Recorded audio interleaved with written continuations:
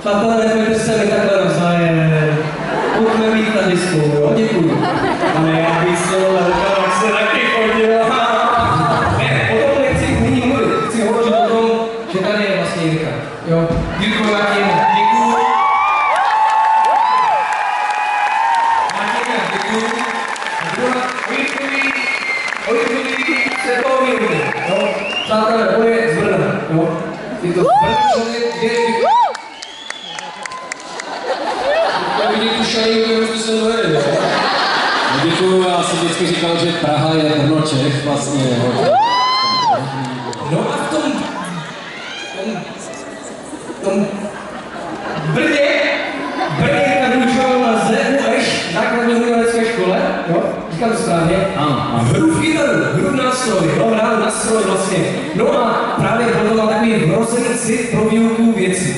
A Jirko, já už ti snad předám jí slovo. Takže přátelé, zasmáli jsme se, pobavili. Proč ne?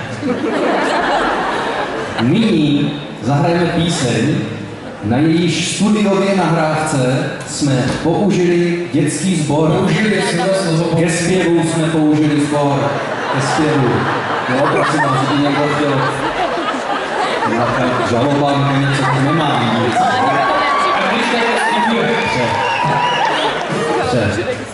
A ten sbor tam zpívá takový refrén vlastně v té písni. Já vám ho teď předspívám, pak si ho v rychlosti společně vyzkoušíme, potom zahrajeme tu písničku, já vám mávnu, vy to tam zaspíváte a bude vás to bavit. Jo, děkuju. Takže je to v A-mol, kdyby někdo, jo, A-mol, jo, já si povím, vlastně v té hudbě se diskutují, jsou i jiné, jsou třeba, ale zní to takhle, ano.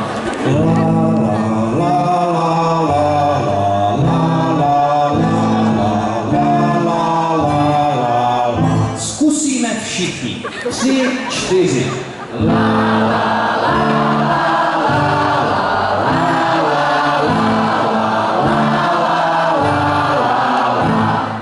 bylo to trošku jako když se sypou brambory, ale já vám věřím a když zahrajeme tu píseň a to vám mávnou na refrén a budeme to společně opravdu a neflákejme to, ať se dostaneme dál, jo, pojďme to dát trošku úroveň.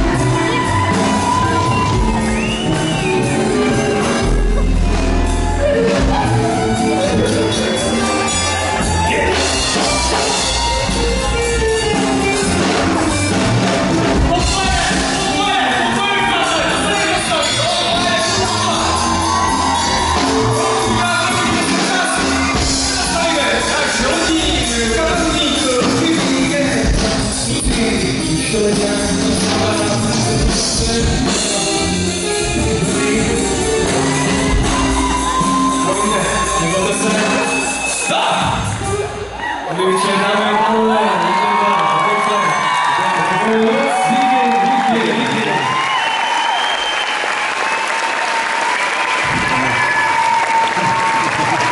No tak tato skladba jazzového formátu se nazývá Mizející prémie, chlapci víte.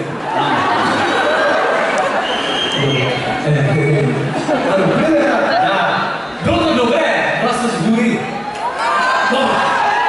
No tak já myslím, že ten na Prahu, nebo ten styk, to nebylo úplně. To nebylo špatné.